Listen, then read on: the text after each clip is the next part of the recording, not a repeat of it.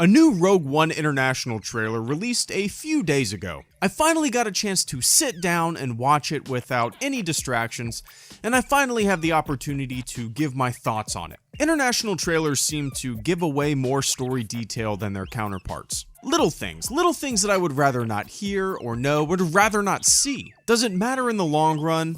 Not really. Is it my fault for watching every trailer that gets released and then complaining about knowing a few minor, tiny, itsy-bitsy plot details? Absolutely.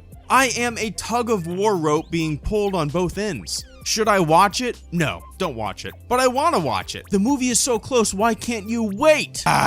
This is a solid trailer. Action-packed, filled with hope, and shows us some fun moments between our new cast of heroes. Now, this is not a trailer breakdown video. I'm not going to go frame to frame. I'm going to talk about the overall package. I'm going to talk about a few scenes, a few shots. There's not much more that can be said about this trailer that I hadn't already said about the last trailer. But here we go. Overall, I like the trailer. It's basically the same length as the previous domestic trailer, but shows a few more shots, and has a couple new lines of dialogue. I do prefer the domestic trailer though. It seemed to have more structure to it, more structure that spliced some shots with triumphant music. It just seemed tighter. The biggest surprise in the entire trailer for me was this shot.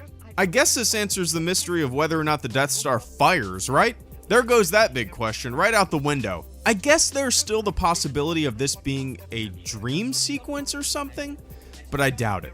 The Death Star's weapon systems might not be fully developed yet. Tarkin said in episode 4 that they were going to demonstrate the power of the battle station. He said that destroying Alderaan was basically a ceremony showing that the battle station was operational. Maybe this shot from the Rogue One trailer is of a simple test, a localized attack, not a planet-destroying blast. Or maybe our fearless heroes get inside the Death Star and turn off the laser beam controls in the nick of time, rendering the weapon useless, watching the laser fizzle out just before it impacts the surface.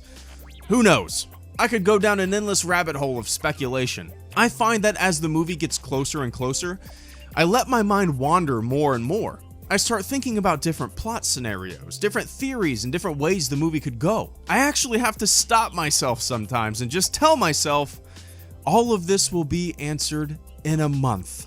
Now this is kind of strange, it's a little observation, but the trailer seems to be in chronological order. Like, doesn't it feel like the beginning of the trailer is the beginning of the movie, and the end of the trailer is the end of the movie? I could be completely wrong, but that's just how it looks to me. We start off by seeing Jyn as a child. We see Krennic and some Death Troopers approaching her father, who they're supposedly capturing and using his big brain to build the Death Star. Then we see her as a young adult being told of her mission and why she was chosen for it. Splice shots of the Death Star running, escape, expository dialogue about what she needs to do, the creation of the team fighting against the Empire, a build up to the final assault, and then the supposed final assault. I might be piecing it all together in my own head. These shots might be completely independent and sporadically thrown throughout the entire film, but I just get this vibe, like I just watched the entire movie on fast forward in 2 minutes. There's nothing wrong with that, of course. I mean, you could watch the Force Awakens trailer again, and in hindsight, piece it together and kind of get the same feeling that it was in chronological order, but I don't know, it's kind of more all over the place. But I digress. It's just an observation. So, we already knew that Jyn Erso's dad helped build the Death Star. But now we know that the reason Jyn is involved is because her dad sent the encoded Imperial message that the rebels intercepted. A little piece of me thinks that the rebels are kind of using her. Maybe the message had no mention of Jyn. Maybe the rebels are hoping that by seeing his daughter, Jyn's father will second guess what he's doing. Maybe the rebels are just hoping that by having Jyn in the fight, things will start to go their way. There could be some interesting gray area when it comes to the good versus evil. We've always known the rebellion as the good guys. But it would be interesting if there's some nefarious means to the ultimate good goal. Or maybe, just maybe, I'm reading a little too deep into all of this. That's probably the case. That's definitely the case. Other than a new shot of Darth Vader, a shot of the Death Star firing, and a little peek at Jyn Erso's backstory, there really wasn't much else that this trailer revealed that the other trailer didn't reveal. In this day and age of instant communication and global movie marketing, it's a little strange to me why these international trailers even get made. I mean, the term international trailer is kind of weird when anyone on the planet can pull up YouTube and watch a trailer regardless of borders and boundaries. I could understand an international trailer that will play in the movie theater if it is very different from the past trailer, from the domestic trailer, but this one isn't. International? Everything's global. Anyone can watch everything. Who knows? I'm just ready for the movie to come out.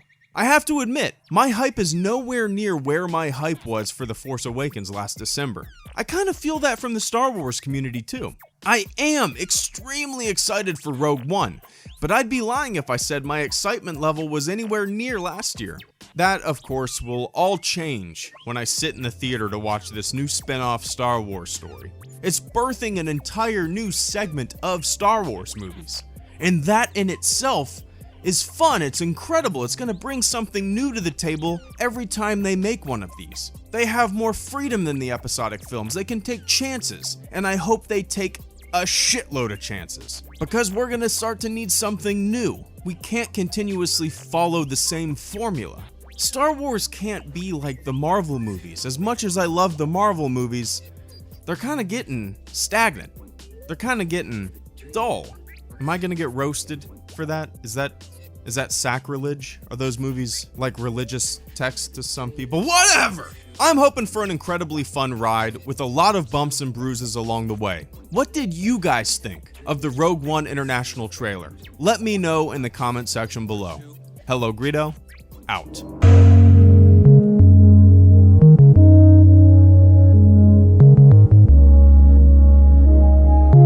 Always with you, it cannot be done.